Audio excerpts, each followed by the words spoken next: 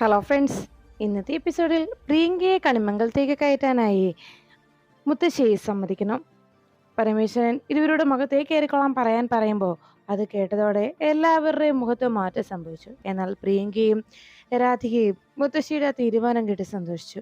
പ്രിയങ്ക മുത്തശ്ശിയുടെ മുന്നിൽ കൈകൂപ്പിക്കൊണ്ട് പറഞ്ഞു, ഇനി ഞാൻ ഒരു തെറ്റും ചെയ്യില്ല. ഇനി കുടുംബത്തിന് വേദന ഉണ്ടാക്കുന്ന ഒരു കാര്യവും എൻ്റെ ഭാഗത്തുനിന്ന് ഉണ്ടാവില്ല എന്ന് പ്രിയങ്ക വാക്ക് നൽകുന്നു.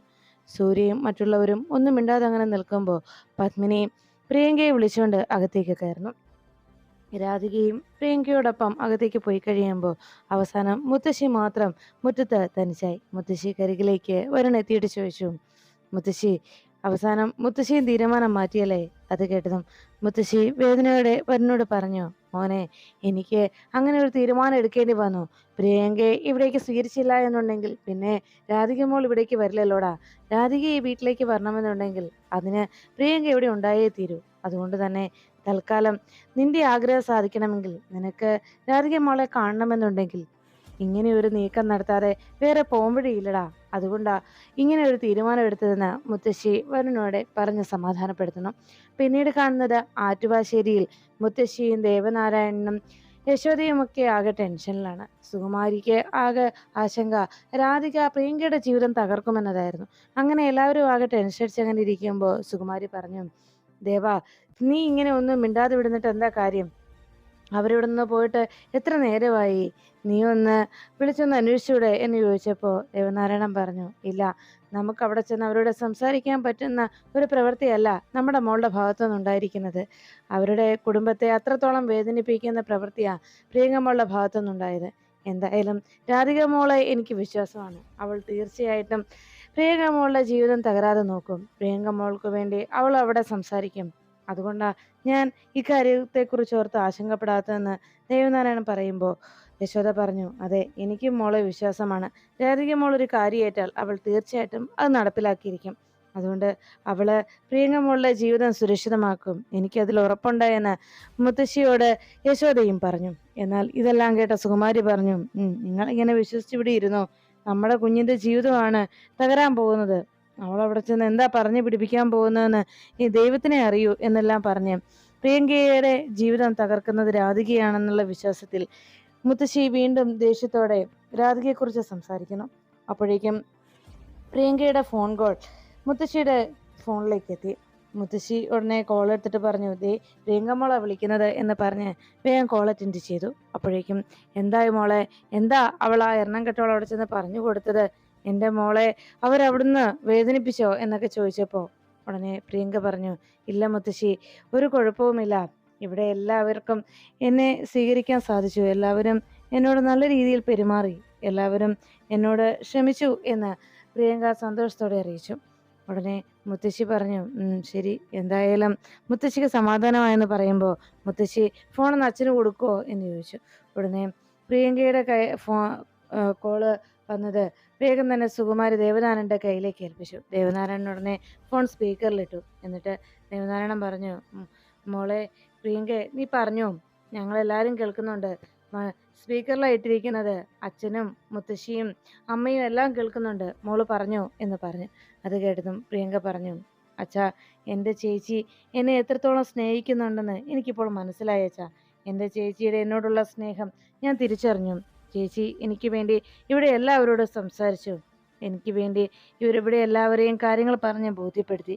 ഇപ്പോൾ ഇവിടെ ആർക്കും എന്നോട് ദേഷ്യമില്ല.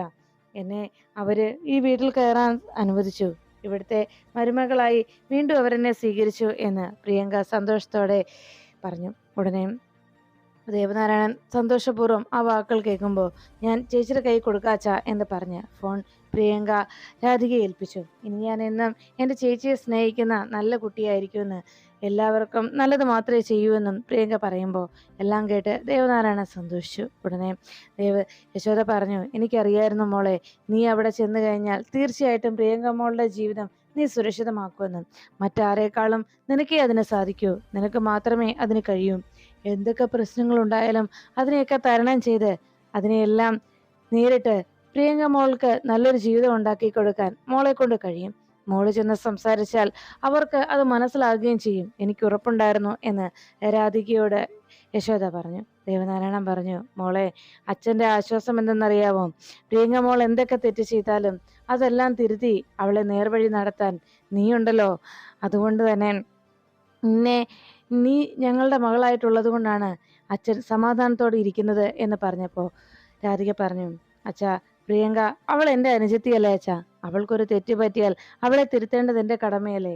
അവളെ നേർവഴിക്ക് നടത്തേണ്ടതും എൻ്റെ കടമയല്ലേ. അതുകൊണ്ട് അവൾക്ക് എന്ത് തെറ്റ് സംഭവിച്ചാലും അവളെ നേർവഴി നടത്തി ഞാൻ. അവൾക്ക് നല്ലത് പറഞ്ഞു കൊടുത്ത് അവളെ നേർവഴി നടത്തിക്കാൻ എനിക്ക് സാധിക്കും എന്ന് രാധിക പറഞ്ഞു. എൻ്റെ അനുജത്തിയെക്കുറിച്ച് ഇനി ഇവിടെ എല്ലാവരും നല്ലതേ പറയൂ. എല്ലാവരും രാധികയെ, പ്രിയങ്ക മോളെക്കുറിച്ച് നല്ല വാക്കുകൾ പറയും. പ്രിയങ്കയ്ക്ക് എല്ലാം ഇപ്പോൾ മനസ്സിലായച്ചാ. ഇത്രയും നാളും അച്ഛനോട് ഇവിടെയുള്ളവർ പറഞ്ഞ സങ്കടങ്ങൾ, പ്രിയങ്കയെ കുറ്റപ്പെടുത്തി പറഞ്ഞ വാക്കുകൾ, അതെല്ലാം അവർ തിരുത്തി പറയും. ഇനി അച്ഛന് പ്രിയങ്ക മോളെക്കുറിച്ചും അഭിമാനത്തോടെ തല ഉയർത്തിപ്പിടിച്ച് മോളെക്കുറിച്ച് അഭിമാനത്തോടെ അച്ഛന് മറ്റുള്ളവരോട് പറയാൻ കഴിയും. അങ്ങനെ ഒരു സൽസ്വഭാവിയായി നല്ല സ്വഭാവത്തിനുടമയായി മാറും എൻ്റെ അനുജത്തിയും എന്ന് രാധിക ദേവനാരായണന് വാക്ക് നൽകി. അത് കേട്ടതോടെ ദേവനാരായണ സന്തോഷത്തോടെ എന്നാൽ അച്ഛൻ ഫോൺ വയ്ക്കുക എന്ന് പറഞ്ഞു വെച്ചു. ദേവനാരായണനോട് രാധിക പറഞ്ഞു, അച്ഛാ, പ്രിയങ്കയ്ക്ക് ജീവിതം ഇല്ലാതാകാൻ ഞാൻ ഒരിക്കലും സമ്മതിക്കില്ല. പ്രിയങ്കയുടെ ജീവിതം സുരക്ഷിതമാക്കേണ്ടത് എൻ്റെ കടമയാണ്. അതിനല്ലേ അച്ഛൻ എന്നെ വളർത്തിയത് എന്ന് രാധിക പറയുമ്പോൾ ദേവനാരായണൻ പുഞ്ചിരിച്ചു. അതിനുശേഷം എന്നാൽ ശരി, ഫോൺ വയ്ക്കുകയാണെന്ന് പറഞ്ഞ് കുറച്ച് ദിവസം കഴിയുമ്പോൾ അച്ഛനോട് പ്രിയങ്കയെക്കുറിച്ച് ആവലാതികൾ പറഞ്ഞവർ തന്നെ നല്ല വാക്കുകൾ പ്രിയങ്കയെക്കുറിച്ച് പറയുമെന്ന് വാക്ക് നൽകുന്നു. പിന്നീട് റൂമിലേക്ക് പോയ സുകുമാരി പ്രിയങ്കയുടെ ഈ മാറ്റത്തെക്കുറിച്ച് ആലോചിച്ചു. പ്രിയങ്ക ഇങ്ങനെ മാറിപ്പോയത് എങ്ങനെയാണ്? അവളിൽ ഈ മാറ്റം ശരിയല്ല, അത് നല്ലതിനല്ല. അതുകൊണ്ട് ഒരു കാരണവശാലും അവൾ രാധികയെ സ്നേഹിക്കാൻ പാടില്ല എന്ന് സുകുമാരി മനസ്സിലുറപ്പിച്ചു. അങ്ങനെ സുകുമാരി അക്കാര്യം ആലോചിച്ച് അങ്ങനെ ഇരിക്കുമ്പോൾ ദേവനാരായണനും മറ്റുള്ളവരുമൊക്കെ സമാധാനത്തോടെ പ്രിയങ്കയുടെയും രാധികയുടെയും ജീവിതം സന്തോഷത്തോടെ അവർ രണ്ടുപേരും പരസ്പരം സ്നേഹത്തോടെ ജീവിക്കട്ടെ എന്ന് സമാധാനത്തോടെ ചിന്തിക്കുമ്പോൾ പ്രിയങ്കയിൽ നിന്ന് രാധികയെ അടർത്തി മാറ്റുക തന്നെ ചെയ്യുമെന്ന് സുകുമാരി ആലോചിച്ചു. അമ്മയുടെ മനസ്സെന്താ ഇങ്ങനെ മാറാത്തത് എന്ന് ദേവനോട് വിഷമത്തോടെ യശോദ ചോദിക്കുമ്പോൾ ഇനി എന്തൊക്കെ സംഭവിച്ചാലും അമ്മയുടെ ഈ ചിന്താഗതിക്കും ഈ പെരുമാറ്റത്തിനും ഈ ചിന്തകൾക്കും ഒന്നും മാറ്റം സംഭവിക്കില്ല. എന്തായാലും ഇനി അമ്മയ്ക്ക് ഒരു മാറ്റം ഉണ്ടാകുമോയെന്ന് നമുക്ക് പ്രതീക്ഷിക്കാം, നമുക്ക് കാത്തിരിക്കാം, അല്ലാതെ വേറെന്ത് ചെയ്യാൻ കഴിയും എന്ന് ദേവനാരായണൻ യശോദയോട് അറിയിച്ചു. പിന്നീട് കാണുന്നത് കൽപ്പനയും ഉർവശിയും മാറുന്ന സംസാരിച്ചുകൊണ്ടിരിക്കുമ്പോൾ അവർക്കരികിലേക്ക് പ്രിയങ്ക എത്തി. പ്രിയങ്കയെ കണ്ടതും പെട്ടെന്ന് ഉർവശി പറഞ്ഞു, അതെ കൽപ്പന, ഇനി നമുക്ക് ഉടനെ നമ്മൾ പറഞ്ഞ ആ ക്ഷേത്രങ്ങളിലൊക്കെ പോകണം, വഴിപാടുകൾ കഴിക്കണ്ടേ? പ്രിയങ്കയ്ക്ക് വേണ്ടി എന്തെല്ലാം വഴിപാടുകളാണ് നമ്മൾ നേർന്നിട്ടുള്ളത് എന്ന് പറഞ്ഞു. അതെല്ലാം കേട്ട് കഴിഞ്ഞതും ചിരിച്ചുകൊണ്ട് പ്രിയങ്ക അവിടേക്ക് എത്തിയിട്ട് പറഞ്ഞു, അതെ, ഞങ്ങൾ പ്രിയങ്കയെക്കുറിച്ച് സംസാരിക്കുകയായിരുന്നു എന്ന് ഉർവശി പറഞ്ഞത് കേട്ട് പ്രിയങ്ക പറഞ്ഞു, എനിക്ക് മനസ്സിലായി ഇളയമ്മേ. അല്ല, എനിക്ക് എഴുത്തിയൊരു കാര്യം ചോദിക്കാനുള്ളത്. അന്ന് എന്നോട് പറഞ്ഞിരുന്നല്ലോ കോടതിയിൽ എന്നെ പുറത്തിറക്കാനായിട്ട് ഒരു പ്രഗത്ഭനായ ഒരു വക്കീലിനെ ഏർപ്പാട് ചെയ്തിട്ടുണ്ടെന്ന്. എന്നിട്ട് എന്തി ഞാൻ കണ്ടില്ലല്ലോ, അങ്ങനെ ഒരു വക്കീൽ അവിടെ വന്നില്ലല്ലോ എന്ന് പ്രിയങ്ക ചോദിച്ചപ്പോൾ ഉടനെ കൽപ്പന പറഞ്ഞു, ഞങ്ങൾ ഏർപ്പാട് ചെയ്തുമായിരുന്നു പ്രിയങ്കയെ, പക്ഷേ വക്കീൽ ഡൽഹിയിലായിരുന്നു. അന്ന് ഇങ്ങോട്ട് വരാനുള്ള ഫ്ലൈറ്റ് ലേറ്റ് ആയിപ്പോയി, അതാണ് കൃത്യസമയത്ത് അദ്ദേഹത്തിന് എത്താൻ കഴിയാതെ പോയത് എന്ന് പറഞ്ഞപ്പോൾ പ്രിയങ്ക പറഞ്ഞു, എനിക്ക് മനസ്സിലായി ഏട്ടത്തി. സത്യത്തിൽ നിങ്ങൾ അങ്ങനെ ഒരു വക്കീലിനെ ഏർപ്പാട് ചെയ്തിരുന്നില്ല. ഏട്ടത്തിയുടെ ആവശ്യം ഞാൻ നിങ്ങളുടെ പേര് പറയാൻ പാടില്ലായിരുന്നു. അതായിരുന്നല്ലോ കോടതിയിൽ നിങ്ങളുടെ പേര് പറയരുത്. അതിനുവേണ്ടി നിങ്ങൾ എന്നെ ഉപയോഗിച്ചു, കളവ് പറഞ്ഞ് എന്നെ മനസ്സ് മാറ്റിക്കാൻ ശ്രമിച്ചു. അത് സാരയില്ല, എന്തായാലും നിങ്ങൾ പേടിക്കണ്ട, നിങ്ങളുടെ പേര് ഞാനിവിടെ ആരോടും പറയാൻ പോകുന്നില്ല. പക്ഷേ ഒരു കാര്യം ഞാൻ നിങ്ങളോട് പറയാം, എൻ്റെ ചേച്ചിയെ ഇനി നിങ്ങൾ ഉപദ്രവിക്കാൻ ശ്രമിച്ചാൽ എന്ന് പറഞ്ഞപ്പോൾ ഉർവശി പറഞ്ഞു, അത് ശരി, നീ ഇപ്പം ഞങ്ങളുടെ നേരെ തിരികുകയാണോ? ഞങ്ങൾ നിന്നോട് ഒരിക്കലും രാധികയെ കൊല്ലാൻ പറഞ്ഞിരുന്നില്ലല്ലോ. രാധികയെ കൊല്ലണമെന്നത് നിന്റെ ആവശ്യമായിരുന്നല്ലോ. നീയായിരുന്നല്ലോ അങ്ങനെ ഒരു ആഗ്രഹം പറഞ്ഞതും അതിനു വേണ്ടി നീക്കങ്ങൾ നടത്തിയതും. നീയല്ലേ നിന്റെ ചേച്ചിയെ കൊല്ലാനായി പണം കൊടുത്തതൊക്കെ എന്ന് പ്രിയങ്കയോട് ചോദിച്ചപ്പോൾ പ്രിയങ്ക പറഞ്ഞു, അതെ, എനിക്കെല്ലാം മനസ്സിലാവുന്നുണ്ട്. ഇപ്പോൾ ഞാനൊരു പാഠം പഠിച്ചു. ശരിക്കും നമുക്കൊരാപത്ത് വരുമ്പോൾ നമ്മൾക്കൊപ്പം നിൽക്കുന്നത് ആരാണെന്നും നമ്മളെ ശരിക്കും ആത്മാർത്ഥമായി സ്നേഹിക്കുന്നത് ആരാണെന്നും ഞാനിപ്പോൾ തിരിച്ചറിഞ്ഞു. അതുകൊണ്ട് ഒരു കാര്യം ഞാൻ പറയുക, ഇപ്പോൾ ഞാൻ എൻ്റെ ചേച്ചിയാണ് ദൈവത്തിന് തുല്യം ഞാൻ കാണുന്നത്. എൻ്റെ ചേച്ചി തന്ന ദാനമാണ് ഇപ്പോൾ ഈ ജീവിതം. എൻ്റെ ചേച്ചി അന്ന് കോടതിയിൽ വന്ന് മൊഴി നൽകിയില്ലായിരുന്നെങ്കിൽ ഇപ്പോൾ ഞാൻ എവിടെയാകുമായിരുന്നു? അതുകൊണ്ട് ഒരു കാര്യം എല്ലാവരോടും പറഞ്ഞേക്കാം, എൻ്റെ ചേച്ചിയെ ഇനി വേദനിപ്പിക്കാനോ ചേച്ചിയെ അപായപ്പെടുത്താനോ നിങ്ങൾ ശ്രമിച്ചാൽ ഇതായിരിക്കില്ല ഇനി എൻ്റെ പെരുമാറ്റവും പ്രതികരണവും. പിന്നെ എല്ലാ കാര്യങ്ങളും ഞാൻ ഈ കണിമംഗലത്തുള്ള എല്ലാവരെയും അറിയിക്കും. നിങ്ങൾ ചെയ്തു കൂട്ടിയ എല്ലാ പ്രവൃത്തികളും ഞാൻ എല്ലാവരെയും അറിയിക്കും. അത് മറക്കണ്ട എന്ന് പറഞ്ഞ് പ്രിയങ്ക അവിടെ നിന്ന് പോകുമ്പോൾ കൽപ്പനയും പാവം ഉർവശിയും വല്ലാതെ ടെൻഷൻ അടിച്ചു. ഉർവശി പറഞ്ഞു, കേട്ടില്ല കൽപ്പനെ, അവളിലുണ്ടായ മാറ്റം കണ്ടില്ലേ?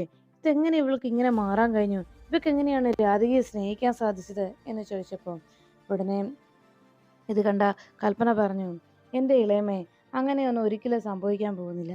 പ്രിയങ്കയുടെ മനസ്സിലെ അത്യാഗ്രഹം അത് അവൾ എത്ര ഇല്ലെന്ന് പറഞ്ഞാൽ വെച്ചാലും എത്ര ഇല്ലാതാക്കാൻ ശ്രമിച്ചാലും അതൊരിക്കലും അങ്ങനെ അങ്ങ് ഇല്ലാതാവുന്ന ഒന്നല്ല. അതുകൊണ്ട് തന്നെ അവളിലെ ആ അത്യാഗ്രഹത്തെ അത് നമുക്ക് പുറത്തു കൊണ്ടുവരാൻ കഴിയും. അങ്ങനെ ഒരു അത്യാഗ്രഹം അവളുടെ മനസ്സിൽ വീണ്ടും ഉടലെടുത്താൽ പിന്നെ അവളുടെ ചേച്ചിയോടുള്ള ഈ സ്നേഹവും ഈ കരുതലും കടപ്പാടും ഒക്കെ അവൾ തന്നെ അങ്ങ് മറക്കും. അത് തീർച്ചയാണ് എന്ന് ഉർവശിയോട് കൽപ്പന പറഞ്ഞു. എല്ലാം കേട്ടതിന് ശേഷം കൽപ്പനയോട് ഉർവശി പറഞ്ഞു, ഒരു കാര്യം നീ ശരിക്കും ഓർത്തോണം കൽപ്പനയെ, ഈ ഒരു സ്നേഹം ഇതിങ്ങനെ നിലനിർത്തി മുന്നോട്ട് പോയാൽ അത് നമുക്ക് ആപത്താണ്. എന്തായാലും നമ്മളെക്കുറിച്ചെല്ലാം അവൾക്കറിയാം. നമ്മൾ ശരിക്കും രാധികയ്ക്കെതിരെയല്ല, വരുണിനും ഈ പരമേശ്വരനുമെതിരെ നമ്മൾ നീങ്ങിയ കാര്യങ്ങളൊക്കെ കൃത്യമായി അവൾക്കറിയാവുന്നതാണ്. അതുകൊണ്ട് തന്നെ അവൾക്ക് കണിമംഗലത്തെ സ്വത്തും ഇവിടുത്തെ പ്രൗഢിയും ഇവിടുത്തെ അവകാശങ്ങളും ഒന്നും അവൾക്ക് വേണ്ടെന്നല്ലേ പറഞ്ഞത്. പക്ഷേ അവൾ അങ്ങനെ പറയുമ്പോഴും അവളുടെ ഒരു ഭീഷണി അതിന് പിന്നിലുണ്ടെന്നുള്ള കാര്യം മറക്കണ്ട എന്ന് ഉർവശിയും കൽപ്പനയെ ഓർമ്മപ്പെടുത്തി. എല്ലാം കേട്ട് കഴിഞ്ഞതും കൽപ്പന പറഞ്ഞു, ശരിയാ, എനിക്കെല്ലാം മനസ്സിലാവുന്നുണ്ട് ഇളയമ്മേ, എന്തായാലും നമുക്ക് നോക്കാം എന്ന് പറഞ്ഞ് ഇളയമ്മയെ സമാധാനപ്പെടുത്തി കൽപ്പന അവിടുന്ന് പോന്നു. പിന്നീട് പ്രിയങ്ക ഭക്ഷണം കഴിക്കാനായി പ്ലേറ്റിലേക്ക് ഭക്ഷണം എടുത്ത് നേരെ ഡൈനിങ് ടേബിളിനരികിലേക്ക് എത്തി. അപ്പോഴേക്കും അവിടേക്ക് വന്ന രാധിക പറഞ്ഞു, ഞാൻ നിന്നെ ഭക്ഷണം കഴിക്കാൻ വിളിക്കാൻ വരുമായിരുന്നു മോളെ എന്ന് പറഞ്ഞപ്പോൾ രാധികയെ അവിടെ ഇരിക്കാനായി പ്രിയങ്ക പറഞ്ഞു. ഡൈനിങ് ടേബിളിനരികിൽ പ്രിയങ്കയോട് സംസാരിച്ച് രാധിക ഇരിക്കുമ്പോൾ, മോള് ഭക്ഷണം കഴിക്കുക, 2-3 ദിവസമായില്ലേ ശരിക്കും ഭക്ഷണം കഴിച്ചിട്ടും നന്നായിട്ടൊന്ന് ഉറങ്ങിയിട്ടും, മോള് ഭക്ഷണം കഴിച്ചിട്ട് പോയി സുഖമായി കിടന്നുറങ്ങുക എന്ന് പറഞ്ഞു. ഉടനെ പ്രിയങ്ക പറഞ്ഞു, ചേച്ചി, ഇത് ഞാൻ എനിക്കെടുത്ത ഭക്ഷണമല്ല, ചേച്ചിക്ക് വേണ്ടി എടുത്തതാ എന്ന് പറഞ്ഞപ്പോൾ രാധിക പറഞ്ഞു, മോളെ നീ കഴിക്കേ, നീയാണ് ശരിക്കും ഭക്ഷണം കഴിക്കേണ്ടത്, കുറേ ദിവസമായാലോ നീ ശരിക്കൊന്ന് മനസ്സറിഞ്ഞ് കഴിച്ചിട്ട് എന്ന് രാധിക പ്രിയങ്കയോട് പറഞ്ഞു. എല്ലാം കേട്ടതിന് ശേഷം പ്രിയങ്ക പറഞ്ഞു, ചേച്ചിക്കാ ഞാൻ ഈ ഭക്ഷണം കൊണ്ടുവന്നത്, ചേച്ചി കഴിക്കേ എന്ന് പറഞ്ഞ് പ്രിയങ്ക ഭക്ഷണം രാധികയ്ക്ക് നേരെ നീട്ടി. അതിൽ നിന്ന് ഒരു ഉരുള എടുത്തിട്ട് പ്രിയങ്ക അത് രാധികയ്ക്ക് കഴിക്കാനായി നേരെ നീട്ടുന്നു. രാധിക അത് വാങ്ങിച്ച് സന്തോഷപൂർവ്വം കഴിച്ചു. അതിനുശേഷം രാധിക അത് കഴിച്ചു കഴിയുമ്പോൾ പ്രിയങ്കയോട് രാധിക പറഞ്ഞു, മതി, എൻ്റെ മോള് കാണിക്കുന്ന ഈ സ്നേഹവും ഈ കരുതലും ഉണ്ടല്ലോ, അതെന്നും എൻ്റെ മോളുടെ ജീവിതത്തിൽ ഉണ്ടാവണം. എല്ലാവരോടും ഈ സ്നേഹവും ഈ ഒരു സമീപനവും ആയിരിക്കണം എൻ്റെ മോളുടെ ഭാഗത്തുനിന്ന് ഉണ്ടാവുന്നത്. ഇവിടെ ആരുടെയും മനസ്സ് വേദനിക്കുന്ന രീതിയിൽ ഒരു വാക്കോ പ്രവൃത്തിയോ മോളുടെ ഭാഗത്തുനിന്ന് ഉണ്ടാകരുത് എന്ന് രാധിക പ്രിയങ്കയെ ഉപദേശിക്കുമ്പോൾ പ്രിയങ്ക പറഞ്ഞു, ഇല്ല ചേച്ചി, എൻ്റെ തെറ്റുകൾ എനിക്ക് മനസ്സിലായി. ചേച്ചി, ഇനിയും ഇവിടെയുള്ളവർ പഴയതുപോലെ എന്നെ സ്നേഹിക്കുമോ ചേച്ചി എന്ന് രാധികയോട് പ്രിയങ്ക വിഷമത്തോടെ ചോദിച്ചു. അപ്പോഴേക്കും രാധിക പറഞ്ഞു, മോളെ, നിന്നോട് അവർക്ക് സ്നേഹം ഉണ്ടാകും, പെട്ടെന്നല്ല, പതിയെ പതിയെ ആ പഴയ സ്നേഹം നിന്നിലേക്ക് അവരിൽ നിന്നുണ്ട് കിട്ടും. അതിന് നീ ഇനിയും കുറച്ച് കാര്യങ്ങൾ കൂടി ചെയ്യേണ്ടതുണ്ട്. ഇനി മുതൽ ഇവിടെയുള്ള എല്ലാ കാര്യങ്ങളും നോക്കുകയും എല്ലാവരോടും സ്നേഹത്തോടെ പെരുമാറുകയും ഒക്കെ ചെയ്യണം. നിന്റെ പെരുമാറ്റത്തിൽ നിന്ന് വേണം നിന്നിൽ മാറ്റം ഉണ്ടായെന്നും നീ നല്ലവളായെന്നും അവർക്ക് തിരിച്ചറിയാൻ എന്ന് പ്രിയങ്കയെ രാധിക ഉപദേശിച്ചു. പ്രിയങ്ക പറഞ്ഞു, ശരി ചേച്ചി, എൻ്റെ ചേച്ചി പറയുന്നത് പോലൊക്കെ ഞാൻ ചെയ്തോളാം. ചേച്ചി പറയുന്നത് എന്താണോ അത് ഞാൻ അനുസരിച്ചോളാം. എൻ്റെ ചേച്ചി എൻ്റെ നന്മ മാത്രമല്ലേ ആഗ്രഹിക്കൂ, എനിക്കത് മനസ്സിലായി എന്ന് പ്രിയങ്ക രാധികയോട് പറഞ്ഞു. അതിനുശേഷം രാധികയും പ്രിയങ്കയും പരസ്പര സ്നേഹത്തോടെ വീണ്ടും രാധികയ്ക്ക് പ്രിയങ്ക ഭക്ഷണം കൊടുക്കുമ്പോൾ രാധികയുടെ കണ്ണുകൾ നിറഞ്ഞുകൊണ്ട് പറഞ്ഞു, എന്നും ഈ സ്നേഹം എൻ്റെ മോൾക്കുണ്ടാകണം, എല്ലാവരോടും ഈ സ്നേഹവും കരുതലും എൻ്റെ മോൾക്ക് ഉണ്ടാകണം എന്ന് രാധിക പ്രിയങ്ക ഉപദേശിച്ചു. എല്ലാം കേട്ട് സന്തോഷത്തോടെ പ്രിയങ്ക അങ്ങനെ ചിരിച്ചുകൊണ്ട് നിന്നു. കുറെ നേരം കഴിഞ്ഞപ്പോൾ പ്രിയങ്കയുടെയും രാധികയുടെയും പരസ്പരം സ്നേഹത്തോടെയുള്ള ഈ സംസാരവും ഇരിപ്പും എല്ലാം കണ്ട് അപ്പുറത്ത് മാറി നിന്ന് കൽപ്പനയും ഉർവശിയും വളരെ പകയോടെ നോക്കി. അവരുടെ പരസ്പര സ്നേഹം, അവർ തമ്മിലുള്ള ഈ അടുപ്പം ഇതിങ്ങനെ നിലനിർത്തിക്കൊണ്ടു പോയാൽ അത് നമുക്ക് തന്നെ ആപത്താണ്. അതുകൊണ്ട് ഈ കൂട്ടുകെട്ട് എത്രയും വേഗം അവസാനിപ്പിക്കണം, അതാ വേണ്ടത് എന്ന് രാധികയും പ്രിയങ്കയും തമ്മിലുള്ള ആ സ്നേഹം കണ്ട് അങ്ങനെ ഒരു ചിന്ത ഉർവശിയുടെയും കൽപ്പനയുടെയും മനസ്സിലേക്ക് എത്തുന്നു. ഇരുവരും ഈ ഒരു പരസ്പര സ്നേഹം എത്രയും വേഗം അവസാനിപ്പിക്കണമെന്ന് ഇരുവരും തീരുമാനിച്ചു. അങ്ങനെ അവർ തമ്മിലുള്ള ആ സ്നേഹബന്ധത്തിന് ഉടനെ തന്നെ ഒരു ഉലച്ചിലുണ്ടാക്കണമെന്നും അവരുടെ ഈ സ്നേഹം ഇങ്ങനെ മുന്നോട്ട് പോയാൽ അത് നമുക്ക് ആപത്താണെന്നും രണ്ടുപേരും തിരിച്ചറിഞ്ഞു.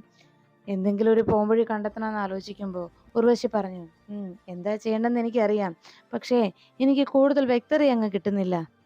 സാരമില്ല, താമസിയാതെ എല്ലാം വ്യക്തമായിക്കോളും എന്ന് മനസ്സിൽ അങ്ങനെ ഉറപ്പിക്കുകയാണ് ഉർവശി. അപ്പോഴേക്കും കൽപ്പന ചോദിച്ചു, എന്താ ഇളയമേ എന്താ ഈ പറയുന്നത്? ഉടനെ അങ്ങനെ ചോദിച്ചതും താൻ എന്താ പറയുന്നത് എന്ന് ഉറപ്പ് പറയാതെ മനഃപൂർവ്വം, അതൊക്കെയുണ്ട്, ഞാൻ പിന്നീട് സമയം കിട്ടുമ്പോൾ പറയാം. എന്തായാലും നിന്നോട് മാത്രമല്ല, ഈ കണിമംഗലത്തുള്ള എല്ലാവരെയും കൂടി അറിയിക്കേണ്ട കാര്യം കൂടിയാണ് എന്ന് ഉർവശി പറയുന്നു. അതിനുശേഷം പിറ്റേന്ന് രാവിലെ പ്രിയങ്ക നല്ല ഉറക്കത്തിലാണെന്ന് കണ്ട് രാധിക അരികിലേക്ക് എത്തി. മോളെ പ്രിയങ്ക എന്ന് വിളിച്ചതും പ്രിയങ്ക പതുക്കെ കണ്ണു തുറന്നു. എന്താ ചേച്ചി എന്ന് ചോദിച്ചപ്പോൾ രാധിക ചോദിച്ചു, മോളെ നീ നന്നായിട്ട് ഉറങ്ങിയല്ലോ അല്ലേ എന്ന് അന്വേഷിച്ചു. ഉറങ്ങി ചേച്ചി എന്ന് പറഞ്ഞതും എന്നാലേ മോൾ എഴുന്നേറ്റ് വന്നേ, ഇനി കുറച്ച് കാര്യങ്ങൾ കൂടി ചെയ്യാനുണ്ട് എന്ന് പറഞ്ഞു. എന്താ ചേച്ചി എന്ന് രാധികയോട് പ്രിയങ്ക അന്വേഷിച്ചതും പ്രിയങ്കയോട് രാധിക പറഞ്ഞു, മോളെ ഇനി ഈ വീട്ടിലുള്ള കാര്യങ്ങളൊക്കെ നീയാ നോക്കേണ്ടത്, ഇവിടെയുള്ളവർക്കെല്ലാം ഭക്ഷണം വെച്ച് വിളമ്പേണ്ടതും എല്ലാം നീയാണ് എന്ന് പറഞ്ഞപ്പോൾ പ്രിയങ്ക ചോദിച്ചു, ചേച്ചി എന്നെ കൊണ്ട് അതിനൊക്കെ കഴിയുമോ? അപ്പോഴേക്കും രാധിക പറഞ്ഞു, നിന്നെ കൊണ്ട് സാധിക്കും മോളെ, നിനക്ക് അതിന് വേണ്ട ഉപദേശങ്ങളൊക്കെ ഈ ചേച്ചി തരാം, നിനക്ക് അത് ചെയ്യാനുള്ള കാര്യങ്ങളൊക്കെ ചേച്ചി പറഞ്ഞു തരാം. ഞാൻ പറയുന്നത് പോലെ തന്നെ മോള് ചെയ്താൽ മതി, ഞാൻ പറഞ്ഞു തരുന്നത് പോലെയൊക്കെ മോള് പഠിച്ചാൽ മതി, അപ്പോൾ എല്ലാം മോൾക്ക് നന്നായി ചെയ്യാൻ കഴിയും, എല്ലാവർക്കും മോളോട് സ്നേഹവും ഉണ്ടാകും എന്ന് രാധിക പ്രിയങ്ക ഉപദേശിച്ചു. എല്ലാം കേട്ട് കഴിഞ്ഞതും രാധിക അതെല്ലാം പറഞ്ഞപ്പോൾ പ്രിയങ്ക പറഞ്ഞു, ശരി ചേച്ചി ഞാൻ വരാമെന്ന് പറഞ്ഞ് രാധികയോടൊപ്പം പ്രിയങ്ക പോകാൻ തുടങ്ങുമ്പോൾ രാധിക ഒന്ന് പുഞ്ചിരിച്ചു. ഉടനെ പ്രിയങ്ക ചോദിച്ചു, എന്താ ചേച്ചി എന്താ ചിരിക്കുന്നത്? അല്ല, മുമ്പൊക്കെ ഞാൻ നിന്നിങ്ങനെ വിളിക്കുമ്പോഴേ നീ എന്നെ ചീത്ത പറഞ്ഞ് വീണ്ടും കിടന്ന് ഉറങ്ങുകയാണ് ചെയ്യാറുള്ളത്, ഇപ്പോൾ നിനക്ക് അങ്ങനെ ആകണമെന്നൊരാഗ്രഹമുള്ളത് കൊണ്ടാണല്ലോ എൻ്റെ കൂടെ വരുന്നത് എന്ന് രാധിക പ്രിയങ്കയോട് പറഞ്ഞു. അപ്പോഴേക്കും രാധിക അങ്ങനെ പറഞ്ഞത് കേട്ട് പ്രിയങ്ക പറഞ്ഞു, ചേച്ചി എൻ്റെ നല്ലത് മാത്രമാണ് ആഗ്രഹിക്കുന്നത്, അതെനിക്ക് മനസ്സിലായി, എൻ്റെ നല്ലതിന് വേണ്ടിയാണ് ചേച്ചി പറയുന്നതൊക്കെ, അതുകൊണ്ട് ഇനി എൻ്റെ ചേച്ചി എന്തു പറഞ്ഞാലും അതൊക്കെ ഞാൻ അനുസരിക്കും എന്ന് രാധികയ്ക്ക് പ്രിയങ്ക വാക്ക് നൽകുന്നു. ഉടനെ രാധിക പ്രിയങ്കയും കൂട്ടി നേരെ കിച്ചണിലേക്ക് എത്തി. പച്ചക്കറിയെല്ലാം എടുത്ത് അത് രാവിലത്തെ കാപ്പിക്കും ഉച്ചയ്ക്കുള്ള ഭക്ഷണത്തിനുമൊക്കെയായി കറി വയ്ക്കുന്നതിനായി അതെല്ലാം അരിയാൻ തുടങ്ങുമ്പോൾ രാധിക ഇതെല്ലാം ചെയ്യാൻ തുടങ്ങുന്നത് കണ്ട് അതിശയത്തോടെ പ്രിയങ്ക പറഞ്ഞു, സമ്മതിക്കണം, ഈ വീട്ടുജോലി ചെയ്യുന്നതുവരെ അല്ലേ വല്ലാത്ത കഷ്ടപ്പാട് തന്നെയാ ഈ ആഹാരം ഉണ്ടാക്കുക എന്ന് പറയുന്നതല്ലേ എന്ന് രാധികയോട് പ്രിയങ്ക അന്വേഷിച്ചു. അപ്പോഴേക്കും രാധിക പറഞ്ഞു, അതെ, ഈ കഷ്ടപ്പാടെന്ന് പറഞ്ഞാൽ അത് ശരിക്കും വല്ലാത്തൊരു കഷ്ടപ്പാട് തന്നെയാ ഈ ഭക്ഷണം ഉണ്ടാക്കുക എന്ന് പറയുന്നത്. പക്ഷേ ഒരു കാര്യം ആരും മനസ്സിലാക്കുന്നില്ല, ഈ നല്ല രുചികരമായ ഭക്ഷണം ഡൈനിങ് ടേബിളിലേക്ക് വന്നു കഴിയുമ്പോൾ ഭക്ഷണം നല്ലതാണെങ്കിൽ എല്ലാവർക്കും അത് സന്തോഷമാകും, എല്ലാവരും നല്ല ഭക്ഷണമാണെന്ന് പ്രശംസിക്കുകയും ആസ്വദിച്ച് കഴിക്കുകയും ചെയ്യും. പക്ഷേ ആ നിമിഷം അവിടെ കിച്ചണിൽ എരിഞ്ഞു പോകുന്ന അല്ലെങ്കിൽ കിച്ചണിൽ ഹോമിക്കപ്പെടുന്ന ഒരു പെൺ ജീവിതമുണ്ട് എന്നുള്ള കാര്യം ആരും അറിയുന്നില്ല. ഈ ഭക്ഷണം രുചികരമായി ഉണ്ടാക്കി തന്ന ആ പെണ്ണിൻ്റെ ജീവിതം ആ അടുക്കളയിൽ ഹോമിക്കപ്പെടുന്നതും അവൾ അവിടെ തീയും പുകയും കൊണ്ട് ആ പുകയിൽ ജീവിതം കരിഞ്ഞു പോകുന്ന അല്ലെങ്കിൽ ആ പുകയിൽ തീരുന്ന ആ പെണ്ണിൻ്റെ ജീവിതത്തെക്കുറിച്ച് ആരും ചിന്തിക്കുന്നില്ല. ആ ഒരു പെൺ ജീവിതത്തെക്കുറിച്ച് ആരും മനസ്സിലാക്കുന്നുമില്ല. അതാണ് സത്യം എന്ന് രാധിക പ്രിയങ്ക ഉപദേശിച്ചു. ഇതെല്ലാം കേട്ട പ്രിയങ്ക ശരിയാണെന്ന് സമ്മതിക്കുമ്പോൾ രാധിക പറഞ്ഞു, നമുക്കാദ്യം കാപ്പി ഉണ്ടാക്കാം. അതിനെന്തൊക്കെയാണ് ചെയ്യേണ്ടതെന്ന് ഞാൻ പറഞ്ഞുതരാം. ഞാൻ പറയുന്ന പോലെ തന്നെ ചെയ്താൽ മതി. അങ്ങനെ അങ്ങനെ കുറേശ്ശെ കുറേശ്ശെ ഞാൻ നിനക്കെല്ലാം പഠിപ്പിച്ചു തരാം എന്ന് രാധിക പ്രിയങ്കയോട് പറയുമ്പോൾ, ശരി ചേച്ചി, അങ്ങനെ തന്നെ ആയിക്കോട്ടെ, ഞാൻ അതെല്ലാം ചെയ്തോളാം എന്ന് പ്രിയങ്ക സമ്മതിച്ചു. അങ്ങനെ രാധികയും പ്രിയങ്കയും ചേർന്നുള്ള അവരുടെ പരസ്പര സ്നേഹവും ആ ചേച്ചിയുടെ അനുജത്തിയുടെയും പരസ്പരമുള്ള ആത്മാർത്ഥതയും അപ്പുറത്ത് മാറി നിന്ന് കാണുന്ന ഉർവശിക്കും കൽപ്പനയ്ക്കും കുശുമ്പുണ്ടാവുന്നു. ഇരുവരും മാറുന്നെന്ന് പറഞ്ഞു. ഈ സ്നേഹം ഇതിങ്ങനെ മുന്നോട്ട് കൊണ്ടുപോയാൽ നമുക്ക് അപകടമാണെന്നുള്ള കാര്യം വീണ്ടും കൽപ്പന ഉർവശിയെ ഓർമ്മപ്പെടുത്തി. അത് ശരി തന്നെയാ, എന്തെങ്കിലും ചെയ്തേ തീരൂ. ഈ സ്നേഹം ഇങ്ങനെ നിലനിന്ന് പോകാൻ അനുവദിക്കരുതെന്ന് അവർ രണ്ടുപേരും തീരുമാനത്തിലെത്തുന്നു.